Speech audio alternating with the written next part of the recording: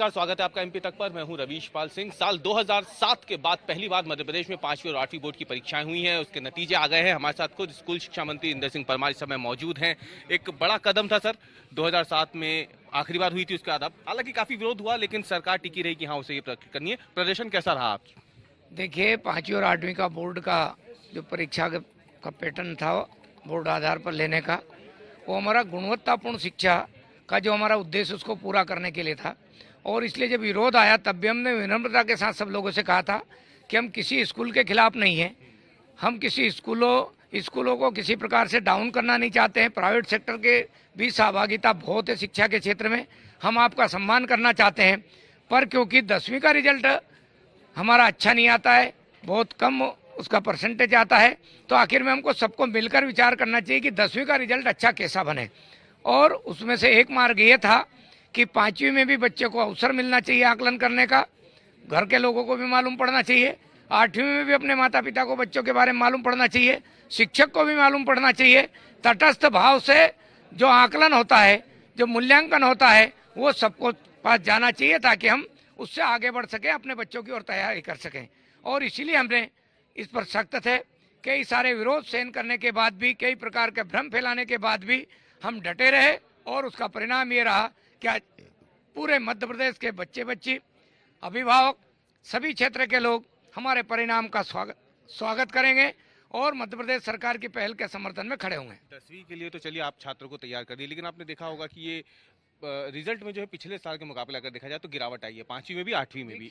इसकी वजह क्या लगती है? पिछले साल हमने केवल सरकारी स्कूल के बच्चों का माइंड सेट करने के लिए हमने परीक्षा आयोजित की थी, क्योंकि लंबे समय से परीक्षाएं हो नहीं रही थी। बच्चों को लग रहा था कि भय जैसा वातावरण नहीं बन जाए। हमको भी लगता था कि 5वीं के छोटे बच्चे, 8वीं के छोटे बच्चे हैं, उनको परीक्षा का भय नहीं बैठ जाए। इसलिए हमने बहुत उदारता के साथ परीक्षा के सभी मापदंड लागू नहीं किए गए थे और उस उदारता के कारण से बच्चों में निराशा नहीं हो, उसके लिए हमने उदारता बरती थी। उस कारण से रिजल्ट अच्छा रहा था।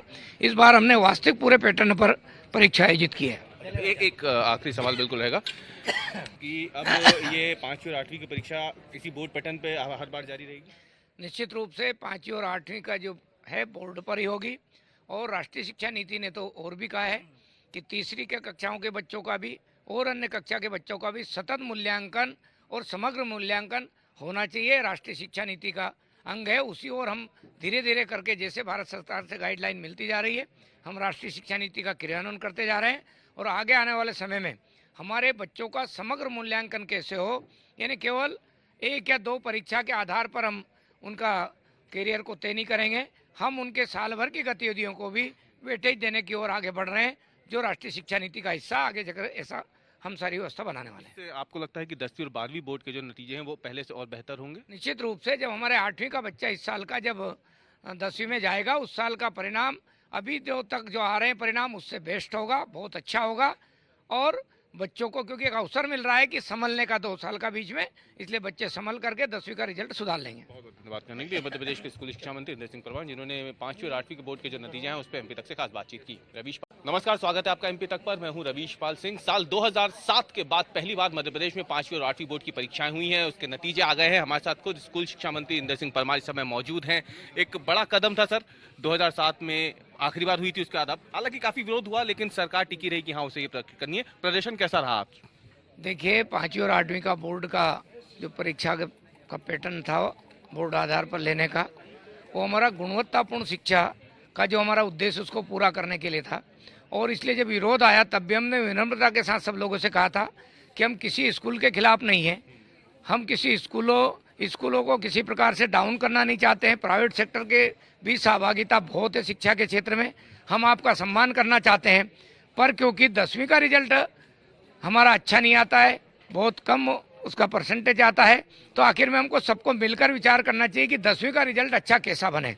और उसमें से एक मार्ग ये था कि 5वीं में भी बच्चे को अवसर मिलना चाहिए आकलन करने का, घर के लोगों को भी मालूम पड़ना चाहिए। 8वीं में भी अपने माता पिता को बच्चों के बारे में मालूम पड़ना चाहिए, शिक्षक को भी मालूम पड़ना चाहिए। तटस्थ भाव से जो आकलन होता है, जो मूल्यांकन होता है, वो सबको पास जाना चाहिए ताकि हम उससे आगे बढ़ सकें, अपने बच्चों की ओर तैयारी कर सकें।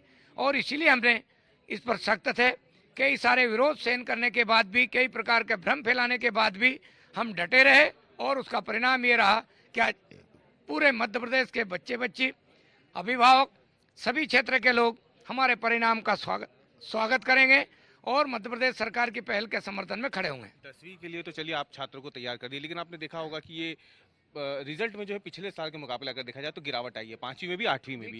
इसकी वजह क्या लगती है? पिछले साल हमने केवल सरकारी स्कूल के बच्चों का माइंड सेट करने के लिए हमने परीक्षा आयोजित की थी, क्योंकि लंबे समय से परीक्षाएं हो नहीं रही थी। बच्चों को लग रहा था कि भय जैसा वातावरण नहीं बन जाए। हमको भी लगता था कि 5वीं के छोटे बच्चे हैं, 8वीं के छोटे बच्चे हैं, उनको परीक्षा का भय नहीं बैठ जाए, इसलिए हमने बहुत उदारता के साथ परीक्षा के सभी मापदंड लागू नहीं किए गए थे और उस उदारता के कारण से बच्चों में निराशा नहीं हो, उसके लिए हमने उदारता बरती थी। उस कारण से रिजल्ट अच्छा रहा था। इस बार हमने वास्तविक पूरे पैटर्न पर परीक्षा आयोजित की है। एक आखिरी सवाल बिल्कुल रहेगा कि अब ये 5वीं और 8वीं की परीक्षा इसी बोर्ड पैटर्न पे हर बार जारी रहेगी?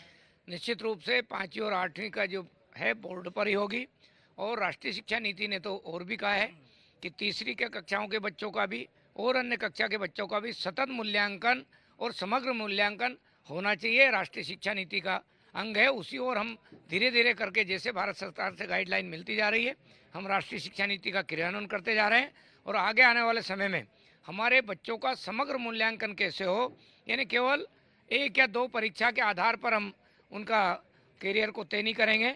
हम उनके साल भर की गतिविधियों को भी वेटेज देने की ओर आगे बढ़ रहे हैं, जो राष्ट्रीय शिक्षा नीति का हिस्सा आगे जाकर ऐसा हम सारी व्यवस्था बनाने वाले हैं। आपको लगता है कि 10वीं और 12वीं बोर्ड के जो नतीजे हैं वो पहले से और बेहतर होंगे? निश्चित रूप से जब हमारे 8वीं का बच्चा इस साल का जब 10वीं में जाएगा, उस साल का परिणाम अभी जो तक जो आ रहे हैं परिणाम उससे बेस्ट होगा, बहुत अच्छा होगा।